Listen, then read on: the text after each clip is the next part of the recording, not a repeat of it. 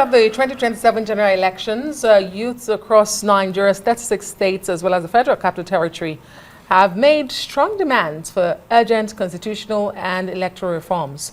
At a press briefing in Abuja, they called for mandatory electronic transmission of election results, the removal of presidential powers in appointing the INEC chairman and national commissioners, conclusion of all post-election petitions before inauguration, amendment of the Electoral Act, and the establishment of an Electoral Offences Commission. Arise News correspondent Anthony Momodu has this report.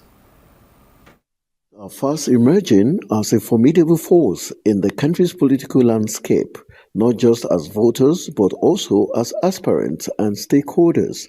At this press briefing, the youth expressed dissatisfaction with the conduct of the 2023 general elections, citing voter suppression and INEC's failure to transmit presidential election results in real time as major setbacks. Southwest Coordinator Abimbola Salako stressed the need for greater transparency and inclusiveness in Nigeria's electoral process. Nigerian youths were dissatisfied with the process of the 2023 general elections, largely due to challenges including voter suppression and failure of the Independent National Electoral Commission (INEC) to transmit presidential election results in real time, as provided in their guideline. Similarly, Northwest Coordinator Zigwa Ayuba called on the presidency to relinquish the executive power to appoint the INEC chairman and national commissioners. She emphasized the need for a democratic, independent and transparent process that ensures a level playing field for all parties.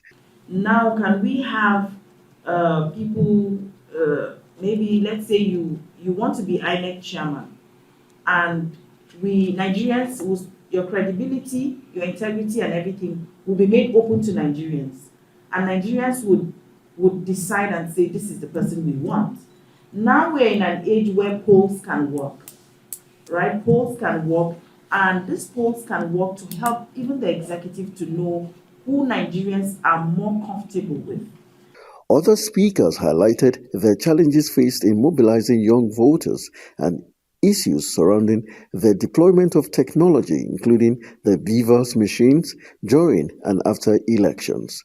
We're also trying to re-strategize on how we can further engage the rest of the National Assembly that we've not been able to see. But for now, a good number of them is aware of this recommendation and we intend to engage them further. I think if you take a look at our current democratic process, we're beginning to see wins and citizens are beginning to actively engage the process. And so I see wins, I see opportunities if young people comport themselves and engage the process. All right, we're at the venue of where Nigerian youths across the 36 states of the Federation and the FCT have demanded for a quick constitutional and electoral reforms ahead of the 2027 elections. We hope that the federal government will listen keenly to the voices of the youths, who are said to be 40% of the Nigerian population. Anthony Momodu reporting for Arise News.